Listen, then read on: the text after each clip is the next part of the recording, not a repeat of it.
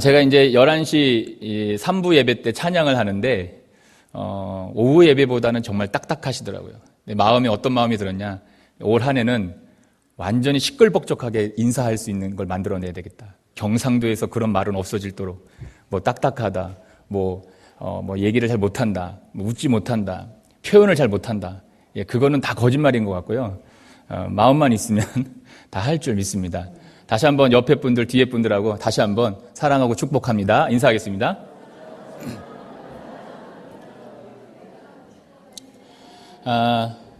제가 안양에 있을 때에 제가 안양에 비산동에 있는 예향교회라는 곳에 제가 이제 파트 전도사로, 전임 전도사로 있을 때에 거기도 좀 교회가 두 교회가 합치는 바람에 좀 분위기가 안 좋은 거예요. 쉽게 얘기해서 첫 번째 교회, 두 번째 교회 합쳐서 세 번째 성도들이 있는 거예요. 그러니까 분위기가 어떻게 보면 좀 이렇게 그런데 처음에는 저희가 이제 찬양 전도사님을 모셨어요. 처음에는 한 명도 안 따라하더라고요. 나이 드신 분들이든지 뭐 여튼 그 연령이 계신 분들은 하지 않았는데 한 달을 주구장창 세워서 찬양을 하니까 나중에 일어나시더라고요. 그리고 나서는 나중에 알아서 일어나시더라고요. 예. 찬양할 때도 이게 가만히 있는 거는 제가 볼 때는 뭐 경상도 사람들이 표현을 못한다? 저는 그거 아니라고 생각합니다. 다 할 수 있을 거라고 믿습니다. 할렐루야. 네, 믿습니다. 믿음은 바라는 것들의 실상이라고 했으니까. 네, 오늘 우리가 이제 누가복음 8장 40절에서 56절 말씀 우리가 함께 봉독했습니다. 우리가 굉장히 잘 아는 말씀이고 이 사건이 무엇인지도 알고 많은 설교를 들었습니다.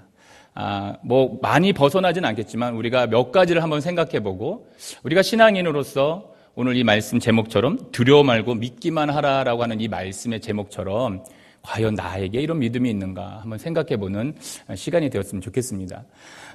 예수님의 어떤 치유 사역은 전인적입니다. 이 전인적이라고 하는 말이 지정의를 포함하는 말을 전인적이라고 합니다. 그러니까 쉽게 얘기해서 예수님이 어떤 치유 사역을 하면은 그냥 병만 고침받는 게 아니라 그 치유 사역을 통해서 그의 육신뿐만 아니라 정신적인 것 그리고 삶의 영역까지 다 변화를 받습니다. 그래서 예수님이 치유를 하시면 그냥 고침만 받는 게 아니라 그 사람의 삶이 완전히 바뀐다는 거죠. 그래서 우리가 이제 예수 믿는 사람들 중에 고침받고 또 영적으로 치유받고 이런 분들이 180도 바뀌는 것들을 많이 봅니다. 저 사람은 진짜 변화되지 않을 거야 라고 생각했던 그 사람들이 정말 술에 알코올 중독에 쩌들었던 저 사람들이 갑자기 술을 줄여가는 게 아니라 완전히 끊어내고 180도 변해서 주님 앞에 나와서 그 영광을 돌리는 모습을 볼 때 하나님의 은혜는 그 역사는 역시 전인적이다라고 말할 수가 있겠습니다. 그래서 치유의 역사는 전적으로 어떤 예수님의 능력에 있지만 그러나 오늘 우리가 이 본문을 보면은 그 예수님의 능력뿐만이 아니라 병자들의 믿음이 무시되지는 않는다는 겁니다. 그러니까 고침을 받는 우리에게 그 믿음이라고 하는 그 부분이 무시되지는 않는다는 겁니다. 물론 예수님이 고치시지만 우리가 그 상대적인 우리에게도 그 믿음이 있어야 된다는 것을 오늘 본문에서 말씀하고 있습니다. 근데 오늘 본문에서는 두 가지 사건이 이게 교차가 됩니다. 야이로의 그 회당장 야이로의 이야기가 시작되었는데 그 중간에 갑자기 12년 동안 혈루증 앓았던 여인이 갑자기 확 등장을 해서 갑자기 내용이 어떻게 갑자기 확 짬뽕이 됩니다. 그래서 야이로의 이야기가 묻히는가 싶지만 그러나 그 안에도 예수님께서 그 혈루증 앓는 여인을 통해서 야이로에게 하시는 말씀이 이 안에 담겨져 있는 것입니다. 그래서 오늘 이 본문을 통해서 두 가지는 모두가 내 믿음이 너를 구원하였다라는 이 하나의 어떤 이야기를 가지고 전개되어지는 그런 본문이 되겠습니다. 그래서 아까도 제가 히브리서 11장 1절 말씀이 믿음은 바라는 것들의 실상이요 보이지 않는 것들의 증거다 했습니다. 우리 삶 가운데에서 이 믿음은 이 바라는 것들의 실상이죠. 뭐 병이라든가 뭐 예를 들어서 어떤 내가 미래에 대한 어떤 것들이라든지 이런 것들이 이 믿음을 통해서 이 바라는 것들이 이루어진다는 겁니다. 오늘 이 야이로도 회당장 야이로도 예수님에 대해서는 어떻게 들었지 모르겠지만 성경의 그 신약 성경 특집 본관복음에서는 이 야이로에 대해서 믿음이 있는 것을 발견할 수가 있습니다. 그래서 우리가 이 믿음이라는 것을 생각할 때에 우리가 사람들의 믿음을 말로는 이야기할 수 없습니다. 저 사람은 믿음이 막 이만큼이고 또 저 사람은 믿음이 뭐 중간쯤 되고 또 저 사람은 믿음이 막 바닥이야 라고 우리가 말로는 이야기할 수는 없습니다. 그런데 그 믿음의 차이가 어디서 나느냐면 어떤 긴박한 상황 그리고 나에게 벌어진 어떤 어려운 현상 거기서 그 믿음이 진실한지 아닌지를 발견할 수가 있습니다. 그리고 그 믿음이 참 믿음인지 아니 거짓 믿음인지를 우리가 발견할 수가 있다는 거죠. 그래서 우리는 말로는 할 수는 없지만 그 사람의 상황을 보고 현상 속에서 그 사람의 모습과 행동을 통해서 그 사람이 믿음이 있는지 없는지를 우리가 발견할 수가 있다는 것입니다. 그래서 우리가 사람들의 그 믿음이 다 동일하진 않구나. 저 사람이 이만큼 있는 것 같았는데 그 긴박한 상황과 그리고 그 현상 속에서 저 사람의 모습과 행동을 보니까 저것이 그 정도는 아니었구나. 또 저 사람이 이 정도였던 것 같았었는데 어떤 그 상황 가운데에서 갑자기 우리가 생각하지도 못했던 그 모습을 보여줬을 때 그래 우리가 눈으로 보는 거랑은 정반대구나. 다를 수가 있구나라는 것을 생각을 해볼 수가 있다는 겁니다. 오늘 본문에 등장하는 이 회당장, 이 회당장은 우리가 뭐 하는 사람일까요? 생각해 보셨습니까? 회당장, 교회 목사? 그렇게 생각하면 안 되시죠. 이 회당장은 어떤 사람이냐면 그냥 말 그대로 회당을 책임지는 사람입니다. 회당을 책임지는 사람이고 특별히 그 유대교에서 예배를 주관했던 사람이에요. 그러니까 기독교가 아니라 그 유대교에서 예배를 주관했던 사람이고 성경을 낭독하거나 기도하고 설교할 사람들을 지명할 수 있는 지명권이 있었습니다. 그리고 그 회당의 건물이라든가 가구, 두루마리, 성경을 관리, 감독하는 사람이었어요. 그러니까 사진을 한번 보면은 과거에 옛날 회당은 저런 모습이랍니다. 지금 지붕은 없는데 저렇게 넓은 공간에 사람들이 앉아서 이렇게 이야기를 나누고 이렇게 말씀을 듣고 할 수 있는 그런 거라는 거죠. 두 번째 사진에 보면은 이게 가버나움 회당이라는 건데 지붕은 없습니다. 기둥들을 보면은 가운데 홀이 있고 양 끝으로 기둥이 있어서 사람들이 그 안에서 이렇게 왕래도 하고 이야기도 나누고 할 수 있는 곳이죠. 세 번째 그림은 뭐냐면 LA에 있는 유대교 진짜 회당입니다. 요즘 성당 같죠? 뭐 저 안에도 별반 차이 없이 그 넓은 홀이 있을 것 같고요.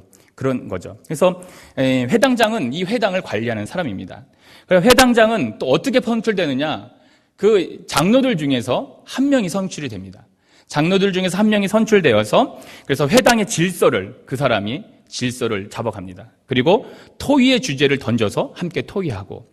근데 중요한 게 뭐냐면 이 회당장들의 그들의 다 대개가 바리새파라는 겁니다. 바리새파. 여러분 바리새파가 뭐냐면 바리새파는 할례를 비롯한 모세 613가지의 율법을 무조건 지키는 그런 사람들입니다. 그래서 삶에 있어서 부활, 천사 뭐 이런 것을 다 인정하고 믿었던 사람들입니다. 근데 이 바리새파는 특별히 메시아를 믿었어요. 그런데 우리가 마태복음 23장 2절에서 3절 말씀을 보면 마태복음 23장 2절에서 3절 말씀 성경이 있는데 제가 읽어드리면 서기관들과 바리새인들이 모세의 자리에 앉았으니 그러므로 무엇이든지 그들이 말하는 바는 행하고 지키되 그들이 하는 행위는 본받지 말라. 그들은 말만 하고 행하지 아니하니라. 이 사진 하나 보여주십시오. 그러니까 바리새파 사람들을 이렇게 표현할 수가 있습니다. 바리새파 사람들을 딱 표현하기 좋은 게 양의 탈을 쓴 늑대입니다. 말은 정말 잘하는데 행동은 예수님께서도 그들을 믿지 말라라고 말합니다. 그러니까 겉과 속이 다른 사람이라는 겁니다. 어떤 율법에 대해서는 정확히 지키고 메시아를 기다리고 어떤 천사와 특별히 모든 것들을 다 고대하면서도 이 바리새파 사람들은 바리새인들은 양의 탈을 쓴 늑대인 것입니다. 그래서 바리새파의 슬로건이 뭐냐? 세상의 죄로부터는 분리라는 겁니다. 이게 무슨 말이냐면 쉽게 얘기해서 죄인들과의 교제를 철저하게 삼갔다는 겁니다. 자, 여기서 우리가 미루어 짐작할 수 있는 게 뭐냐면 회당장 야이로라는 겁니다. 회당장 야이로. 회당장이 어떤 사람이요? 회당장이고 바리새파입니다. 근데 이 사람이 야이로, 그러니까 회당장의 신부로는 절대 예수님 앞에 나와서는 안 됩니다. 왜냐하면 예수님은 벌써 배척당했고 서기관들과 바리새파들, 특별히 모든 사두개인들 모두가 예수님을 배척하고 있는 상태였습니다. 왜냐? 예수님께서 아까 얘기했지만 세상의 죄로부터 그 죄인들과 함께 식사하셨고 죄인들의 집에 들어가셨기 때문에 어떻게 보면은 상종을 하면 안 되는 회당장입니다. 근데 이 회당장이 신분이 있었음에도 불구하고 예수님 앞에 나왔다는 겁니다. 무슨 문제 때문에 나왔습니까? 지금 자기 딸이 죽어가고 있다는 겁니다. 12살 난 자기 딸이 지금 죽어가고 있다는 거죠. 그래서 자기의 신분은 회당장이지만 외동딸이 죽는다고 하는 거기에서는 예수님 앞에 나온 겁니다. 자, 우리가 누가복음 8장 41절 말씀을 한번 성경을 읽어보겠습니다. 시작. 이에 회당장인 야이로라 하는 사람이 와서 예수의 발 아래에 엎드려 자기 집에 오시기를 간구하니라고 합니다. 자, 여기서 이제 간구하니라고 하는 이 간구라고 하는 말이 헬라어로 무슨 말이냐면 파라칼레오라고 하는 말로 이제 사용을 합니다. 자, 오늘 본문에서 쓰인 이 간구라는 말의 뜻이 뭐냐면 애원하다라고 뜻을 사용합니다. 애원하다. 사실 예수님을 알고 있는 회당장이 아니에요. 야이로가 예수님을 아는 것도 아닙니다. 그리고 예수님이 이 말씀 전에 거라사 지방에 갔다가 돌아오셨어요. 그래서 사람들이 많이 기다리고 있었습니다. 그런데 이 야이로가 오늘 41절의 말씀에 예수님이 집에 오시기를 간구하고 있다는 겁니다. 애원한다는 말입니다. 이 애원이란 말이 동사인데 이 말을 어떻게 쓰냐면 소원이나 요구를 들어달라고 애처롭게 사정하는 게 이 애원이라는 말입니다. 그러니까 이 단어를 생각해서 야이로의 모습을 한번 생각해 보십시오. 눈에서는 지금 눈물이 그냥 쏟아지고 있을 것입니다. 얼굴은 어떨 것 같아요? 내 자녀가 지금 죽고 있다고 생각을 해보십시오. 눈물이 쏟아지고 얼굴은 수척하고 예수님 발 앞에 가서 막 엎드려가지고 예수님 옷자락 붙들고 지금 안 오시면 내 딸이 죽습니다. 이렇게 할 정도로 정말 애처롭게 지금 예수님 앞에 나와서 눈물을 흘리면서 원하고 있는 이 모습이 이 야이로의 모습이라는 겁니다. 자, 그 말씀을 더 구구절절하게 느낄 수 있는 말씀이 40절 말씀이에요. 8장 40절 말씀에 예수께서 돌아오심에 무리가 환영하니 이는 다 기다렸음이로라. 야이로뿐만이 아니라 많은 사람들이 기다렸는데 야이로는 이 기다림이 얼마나 길었을까요? 하룻밤 사이에 갔다 오시는 거지만 지금 자기 딸이 어떻게 보면 총각을 다투는 거예요. 이거 금방 죽겠다 싶은 그 부모의 마음이죠. 내가 자녀가 아프잖아요. 지푸라기라도 잡는 심정으로 별걸 다 하잖아요. 별걸 다 합니다. 어떤 분들은 자기 몸에 있는 장기를 꺼내서라도 주고 싶은 마음이 있는 거예요. 막 조직이 안 맞고 혈액형이 안 맞아서 막 애달픈 사람들도 있습니다. 주고 싶어도 못 줄 때 그 마음. 내가 지금 이 야이로에 같은 회당장이지 않습니까? 돈이 있었습니다. 권력이 있었죠. 이 당시에 어떤 의료시설에 대해서는 분명하게 다 해봤을 겁니다. 뭘 안 해봤겠습니까? 다 해봤죠. 그러나 마지막에 지푸라기라도 붙잡는 심정으로 누굴 붙잡았냐면 예수님을 붙잡은 겁니다. 그래서 이 본인이 바리새인임에도 불구하고 주님 앞에 나온 거죠. 이게 부모의 마음입니다. 그래서 예수님께 자신의 처지를 막 얘기하고 우리 집으로 가시기를 간구해서 이제 가는데 오늘 본문에서 갑자기 확 다른 얘기가 확 나오는 겁니다.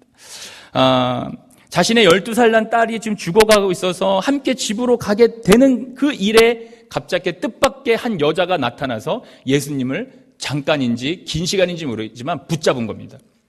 자, 누가복음 4장 아마 8장 43절에 44절 말씀을 읽어보면 이에 12해를 혈루증으로 앓는 중에 아무에게도 고침을 받지 못하던 여자가 예수의 뒤로 와서 그의 옷가에 손을 대니 혈루증이 즉시 그쳤더라. 그러니까 야이로에 얘기해서 갑자기 혈루증 앓은 여인이 딱 들어오면서 내용이 갑자기 확 바뀌어버린 거예요. 근데 많은 군중 틈에서 생긴 것이기에 어떻게 손 쓸 틈도 없이 이 여인이 갑자기 확 나타난 겁니다. 근데 야이로의 집으로 곧장 가시면 되는데 가도 어떻게 보면 늦을 수도 있는 그 상황 가운데에서 야이로의 마음과는 달리 45절에 보면 내게 손을 댄 자가 누구냐라고 하면서 예수님이 말씀을 하신다는 거예요. 이때 야이로의 마음이 어땠을까요? 여러분 생각을 해보셨습니까? 그냥 뭐 훅 넘기는 게 아니라 이때 야이로의 마음이 어땠을까요? 물론 지금 혈루증 앓은 여인을 오늘 누가가 이야기하는 것은 분명한 목적이 있지만 만약에 이것을 내가 만약에 겪는다고 했을 때에 지금 총각을 다투는 그 시간에 빨리 가도 될까 말까 하는 그 시간에 갑자기 누가 확 끼워가지고 그 시간을 잡아먹고 있다고 생각을 해보십시오. 만약에 내 입장에서 어땠을 것 같습니까?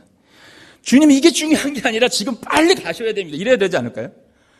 그 사람은 이따가 났으니까 다시 오셔서 얘기하시면 되죠. 이렇게 안 하셨을까요? 야이로는 그랬을 것 같아요, 마음이.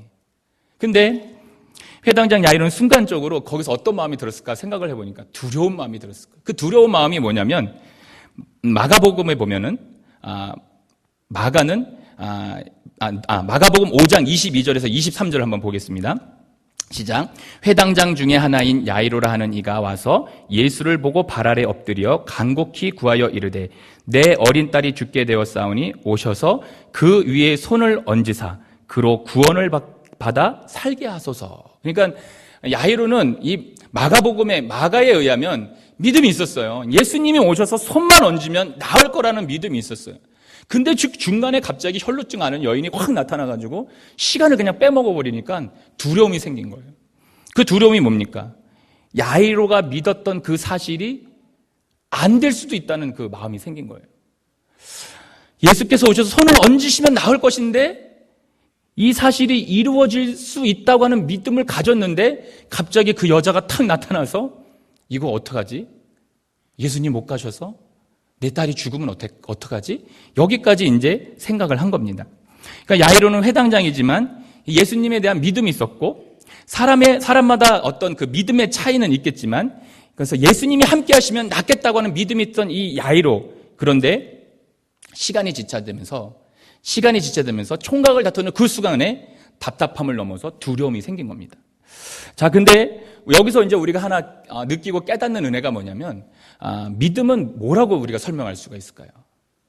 뭐 예수님을 믿어서 우리가 뭐 받는 그런 것도 있겠지만 오늘 이 말씀에 어떤 총각을 다투는 그 사건에서도 우리가 함께 느낄 수 있고 은혜를 받을 수 있는 하나의 단어가 있다면 기다림이라는 겁니다. 믿음은 기다림이다. 왜냐하면 구약의 많은 선진들이 그것을 증명을 해주고 있어요. 우리가 예를 들어서 아브라함은 하나님께서 75세에 부르셔서 분명한 것은 약속의 말씀을 주셨습니다. 근데 그 약속의 말씀이 이루어지는 그 이삭이 태어나는 시기가 25년이 걸리는 거예요. 하나님의 어떤 말씀과 은혜를 받았지만, 약속을 받았지만 본인이 늙어간다고 하는 그것도 있었지만 그러나 끝내 믿음으로 기다리니까, 믿음으로 승리하니까 25년 뒤에 하나님께서 이삭을 통해서 그 아브라함이 민족의 아버지가 되지 않겠습니까? 그러니까 어떻게 보면 믿음은 기다림이다. 그리고 느헤미야는 민족을 위해 믿음으로 기도합니다. 근데 느헤미야가 아닥사스다 왕에게 어떤 그 은혜를 받는 그 시기가 여러분 우리가 성경에 보게 되면 3개월 동안 눈물로 금식하며 기도합니다. 물론 아닥사스다 왕에게 자기가 기도했다고 하지만 그것들을 받아낼 수 있을까라고 하는 반신반의한 마음도 있을 수도 있어요. 그러나 느헤미야는 하나님을 믿음으로 기도하는 기도에서 그 하나님의 은혜를 받습니다. 그래서 그 3개월 동안 정말 열정적으로 기도하죠. 예레미야는 정말 유다의 멸망을 선포합니다. 정말 뼈저리게 정말로 그 백성들을 위해 선포하는데 정말 그들이 포로로 끌려가서 70년 동안 포로 생활합니다. 그들이 돌아오는 것을 눈물로 기도하고 준비하고 기다렸던 선지자가 예레미야입니다. 70년이 걸립니다. 그 기도의 응답이. 여러분 마지막 노아는 하나님께서 이 땅에 범죄해서 이제 물 심판을 하시겠다고 했는데 하나님께서 그럼 너가 방주를 져라 했을 때에 120년 동안 배를 짓습니다. 사람들이 막 비난하는 거죠. 야, 비가 언제 와? 비 절대로 안 와. 야, 바보 같은 짓 좀 하지 마. 막 비아냥거렸습니다. 그러나 묵묵하게 하나님의 약속을 믿음으로 기다리고 그 방주를 지었습니다. 결국 120년 뒤에 여러분 잘 알듯이 홍수가 나서 온 땅에 있는 사람들이 심판을 받습니다. 자, 우리는 이제 기다림이 너무 길다고 불평을 많이 합니다. 우리가 하나님께서 나를 잊으신 것은 아닌지 고민도 합니다. 근데 특별히 기도에 대한 응답에 대해서는 어떻게 번갯불에 콩 굽듯이 나에게 빨리빨리 응답이 오지 않으면 막 화를 내기도 합니다. 그래서 기독교인들이 하나님을 향해서 잘못된 기대를 품을 때가 뭐냐면, 기도했는데도 어째서 하나님은 잠자코 계신 거야 라고 하면서 우리 스스로가 우리 심령으로 우리가 하나님을 막 비아냥거리고 욕되게 할 때가 있습니다.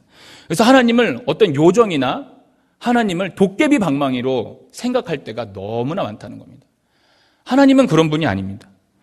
그래서 우리가 쉽게 얘기해서 믿음만 있으면 하나님이 내가 원하는 것은 원하는 대로 다 해주셔야 됩니다 라고 우리는 이렇게 얘기하지만, 우리가 주님의 주권을 인정하고 주님께서 하시리라고 하는 믿음을 가지고 기다려야 될 줄로 믿습니다.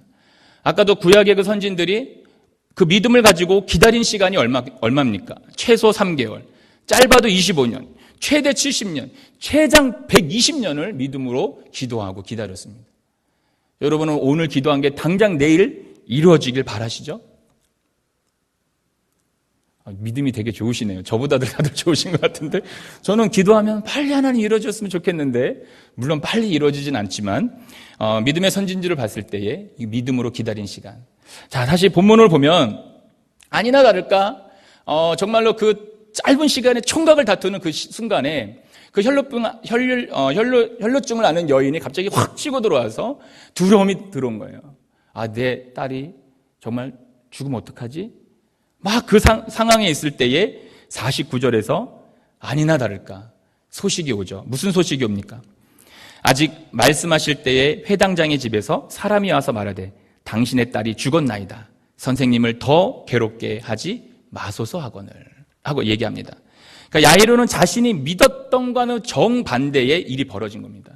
예수님이 오셔서 손만 대면은 내 딸이 나을 거라고는 믿음이 있었는데, 내가 바리새파의 회당장임에도 불구하고 그런 건 아무 상관없이 내 딸을 위해서 믿음을 갖고 주님 앞에 나갔는데 아니나 다를까 혹시 했던 그것들이 지금 벌어진 겁니다. 근데 그때 예수님께서 야이로에게 무슨 말씀을 하시냐면 50절에 이 말씀을 하시는 거예요. 예수께서 들으시고 이르시되 두려워하지 말고 믿기만 하라.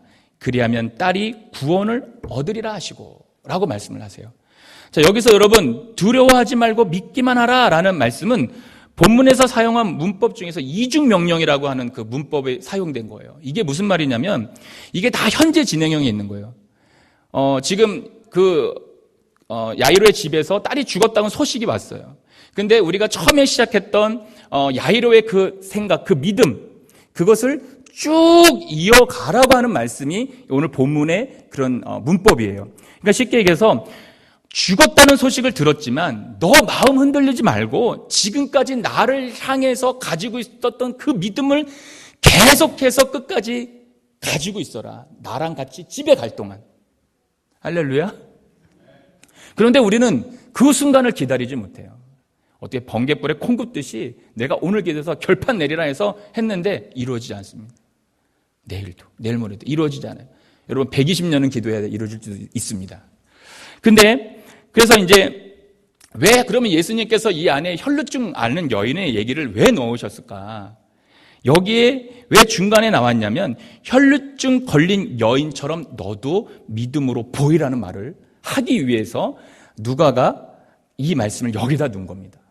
그러니까 야이로의 얘기 중에서 혈루병 된 여인을 갖다 집어넣으면서 야이로의 문제는 해결되지 않았지만 혈루병 걸린 여인은 그 안에서 해결이 받았어요. 그러면서 야이로의 딸이 죽었습니다. 야이로가 가졌던 그 두려운 마음이 현실이 된 거예요.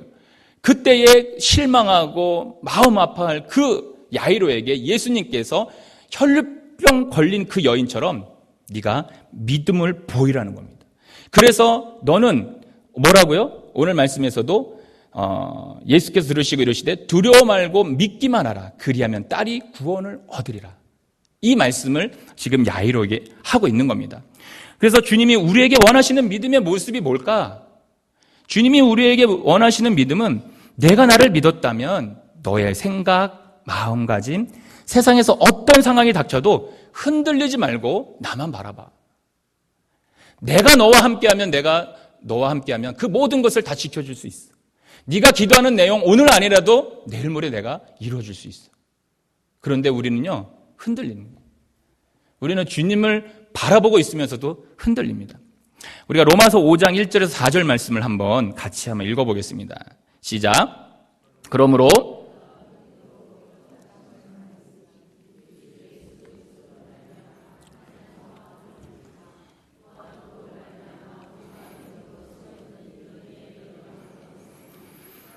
영광을 바라고 즐거워하느니라. 다만 이뿐 아니라 우리가 환난 중에도 즐거워하나니 이는 환난은 인내를, 인내는 연단을, 연단은 소망을 이루는 줄 알미로라. 아멘.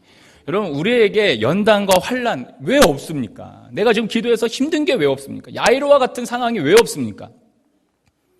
그러면서도 불구하고 우리는 주님께서 나에게 보여주라고 하는 믿음을 안 보여주세요. 그러놓고는 예수님을 어떤 요정이나 하나님을 요정이나 도깨비 방망이로만 생각을 합니다. 그러니까 우리의 믿음이 얼마나 연약한 거예요. 내가 늘 우리가 긴 세월 동안 예수를 믿어도 본질적인 하나님의 말씀이 내 안에 없다 보니까 흔들릴 때가 너무나 많습니다. 그래서 우리에게 이 믿음을 지키기 위해서 어려운 환경이 너무나 많죠.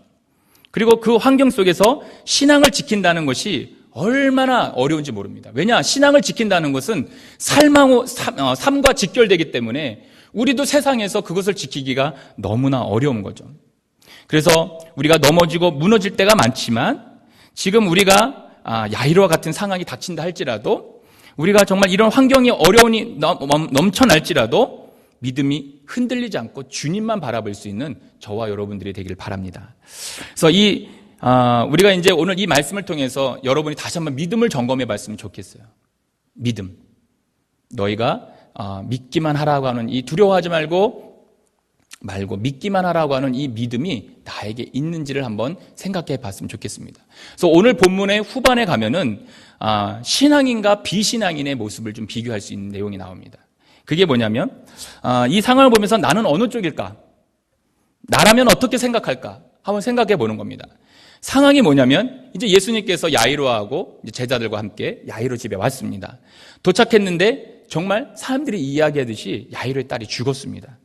그런데 예수님께서 52절에 뭐라고 말씀하시냐면 모든 사람이 아이를 위하여 울며 통곡하며 예수께서 이르시되 울지 말라 죽은 것이 아니라 잔다 하시니 라고 말합니다. 어느 주석에 보니까 이 상황을 뭐라고 설명을 하냐면 죽은 것이 아니라 잔다라고 하는 이 말은 죽음에서 부활을 할 것이므로 잠시 잠을 자고 있는 상태와 같다는 의미로 주님이 이야기하셨다라고 어떤 주석에서 이야기를 합니다.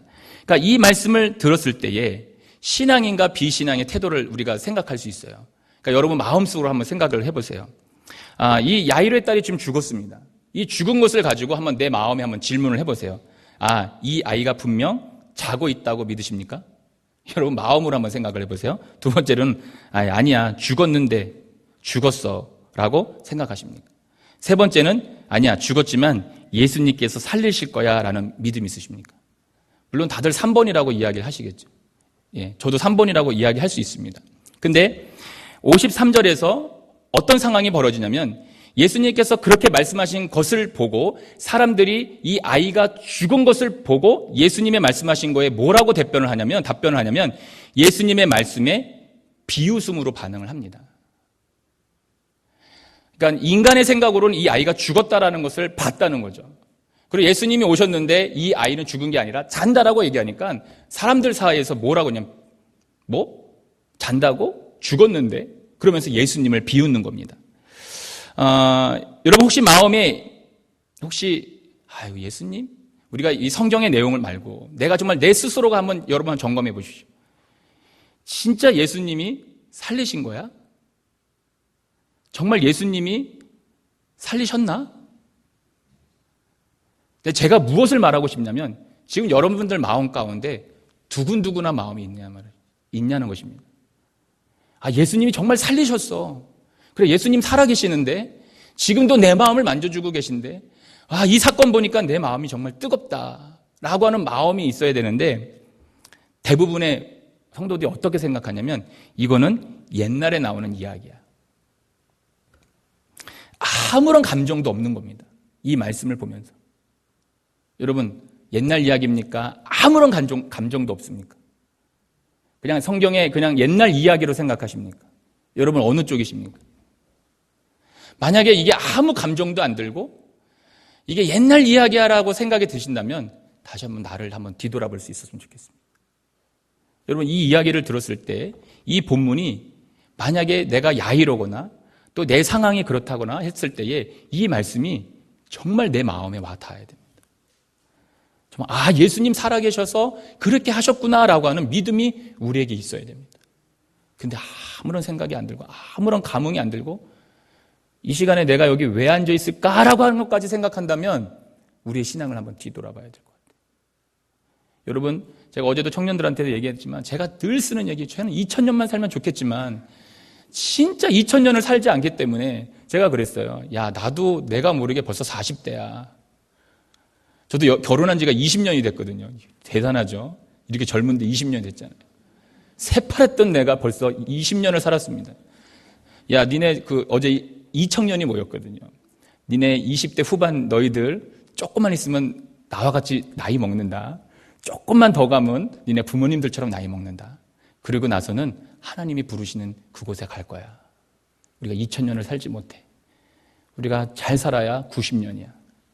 그럼 니네들 3분의 1은 살았네? 야, 우리가 그냥 살 게 아닌 것 같아. 말씀이 믿어져야 될 것 같아. 정말 말씀대로 살아야 될 것 같아. 어제 본문은 달랐지만 정말 우리가 말씀대로 살아야 될 것 같아. 라는 말은 했습니다. 근데 이 본문에서 여러분, 이 이야기가 진짜 아무렇지도 않게 느껴진다면, 아무런 감흥이 안 든다면 우리가 다시 한번 내 신앙을 점검해 봐야 될 것 같습니다. 이 예배에 참석하고 정말 주님이 이곳에 임재하신다고 그랬고 두세 사람이 모인 자리에 나도 그들 중에 있다고 하시는 그 주님의 그 어떤 느낌, 그 은혜를 우리가 받아야 되는데 아무런 감정이 없다. 아무런 느낌이 없다. 여러분, 신앙생활 오래 해도 다시 한번 되짚어 봐야 될 줄로 믿습니다. 왜냐하면 여러분, 베드로가 오늘 말씀에서 두려워 말고 믿기만 하라 그랬을 때 베드로가 그 정말 믿음의 현장에 있었습니다. 예수님이 무리를 걸어오시는 거예요. 그러니까 이 베드로가 막 흥분을 해가지고 주님, 내가 주님 믿습니다. 나도 좀 걷게 해주세요. 라고 와서 걸었어요. 걸었는데 예수님도 있고 큰 풍랑도 보였어요. 그러니까 두 개가 다 보이다 보니까 만약에 그렇다면 예수님만 바라봤으면 예수님한테 걸어가서 예수님은 푹 끼어났을 거예요. 근데 베드로의 눈에 뭐가 보였죠? 풍랑이 보였어요. 그러니까 결국은 우리의 신앙은 이 삶이라고 하는 우리의 현장을 버릴 수가 없다는 거죠. 그러니까 이 삶에서 우리가 주님을 바라보면 승리할 수가 있는데 이 삶에서 삶에 있는 현상과 환경과 풍랑을 바라보면 우리는 넘어질 수밖에 없다는 겁니다. 그렇게 자꾸 넘어지면 우리가 주님을 못 봐요. 그러다 보니까 어떻게 되냐면 하나님은 나를 안 도와주시나 보다. 하나님은 죽었다. 이렇게까지 가는 겁니다. 그래서 우리가 늘 말씀과 기도와 예배 가운데 젖어 살아야 돼요. 그렇지 않으면 우리는 성공할 수가 없습니다. 물론 우리는 다 구원받을 수 있습니다. 다 구원받습니다. 다 구원받는데 우리가 하나님 앞에 갔을 때에 달아보신다는 거죠. 하나님 다 알고 계신다는 거죠. 우리가 아이를 혼낼 때 이제 초등학교 저학년인 애들 보면은 분명히 잘못한 것 다 알고 혼내잖아요. 근데 그 아이는 뭐라 그래요? 치침이 뚝 떼고 있죠. 다 알면서도 혼내고 있는 그 부모를 그 아이는 몰라요. 우리가 한번 대입해 볼게요. 우리는 내가 그렇게 해놓고 주님 앞에 가서 모르는 척한다고 주님이 모르실까요? 저는 되게 무서웠어요. 정말 무서웠어요. 그래서 우리의 신앙의 그 연수가 90년뿐이 못 산다는 거예요. 얼마 안 남은 거예요. 죄송합니다. 저도 우리 여기 계신 우리 노건사님들은 거의 다 오셨습니다. 근데 사실 거기 소망이 있는 그곳이 정말 좋긴 하거든요. 그러나 하나님께서 우리에게 분명히 맡겨주신 이 삶이 있습니다. 근데 이 신앙을 지킨다는 게 굉장히 힘든다는 거죠. 그래서 현재 내 안에 있는 어려움들, 그 어려움들이 나를 무너지게 하는 게 아니라 정말 주님을 믿고 나아갈 때 우리는 승리할 수가 있는 것입니다.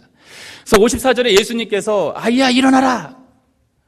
그 비신앙인들이 봤을 때는 아이고 저거 봐라 저거 딴짓거리 한다 라고 생각할 수 있을지도 몰랐습니다. 그러나 분명한 것은 오늘 성경에 나오는 예수님은 하나님의 아들, 하나님이십니다. 전능하신 하나님이시죠. 그래서 그 아이가 살아납니다. 여러분, 우리가 그것을 알 수 있는 구절이 어디냐면은 그 아이가 진짜 죽었다고 하는 것을 알 수 있는 거. 오늘 본문에도 읽었지만 55절에 가면은 55절에서 분명하게 얘기합니다.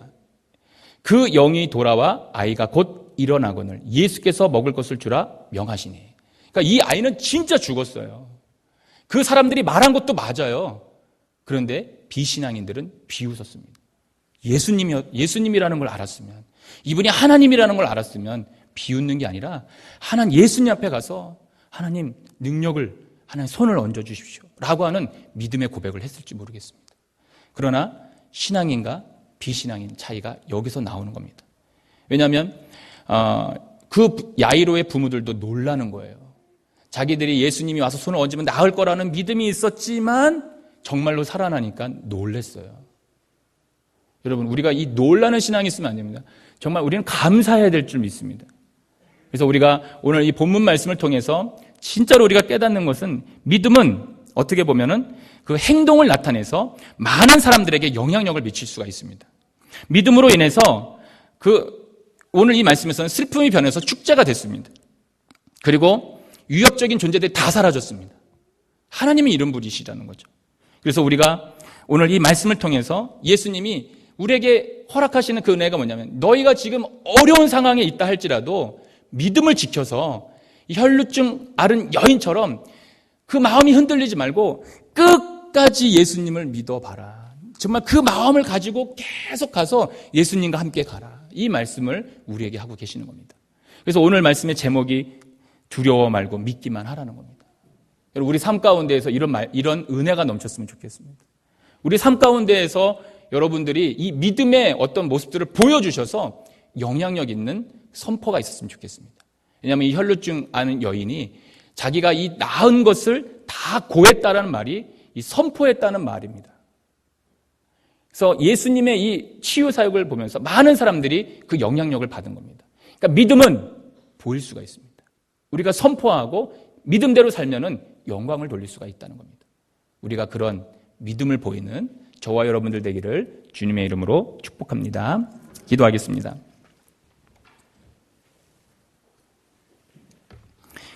할렐루야. 거룩하신 아버지 하나님, 오늘 회당장 야이로의 그 모습을 잠시 생각했습니다.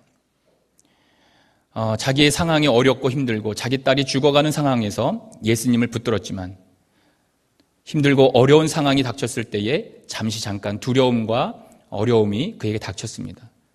그렇지만 주님께서는 분명하게 우리에게 뭐라고 말씀하시냐면, 너희가 끝까지 나를 붙들고 그 믿음을 지켜서 승리하기를 바란다라고 주님은 말씀하고 있습니다. 주님, 우리의 신앙을 다시 한번 뒤돌아보길 원합니다. 나의 신앙이 지금 아버지 하나님 많이 변질되진 않았습니까? 주님의 이 귀한 말씀을 들으면서도 아무 감흥이 없습니까? 하나님, 주님 뵐 날이 얼마 남지 않았음에도 불구하고 아직도 정말 아버지 하나님의 말씀이 내 안에서 뜨겁게 역사하지 않습니까? 옛적에 있었던 일들만 기억나지 않습니까? 현재 나의 모습이 정말 주님 앞에 드려져야 될 텐데 그 드려짐이 연약하진 않습니까?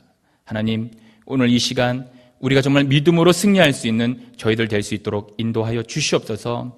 하나님, 우리가 정말 주님을 붙들고 그 믿음으로 승리하는 저희들 되어서 정말 주님 앞에 다시 한번 영광 돌릴 수 있는 그 마음이 흔들리지 않고 정말 주님을 향한 마음이 변하지 않고 계속해서 주님만 바라보고 나갈 수 있는 저희들 될 수 있도록 인도하여 주시옵소서. 감사드리며 예수님의 이름으로 기도드립니다. 아멘.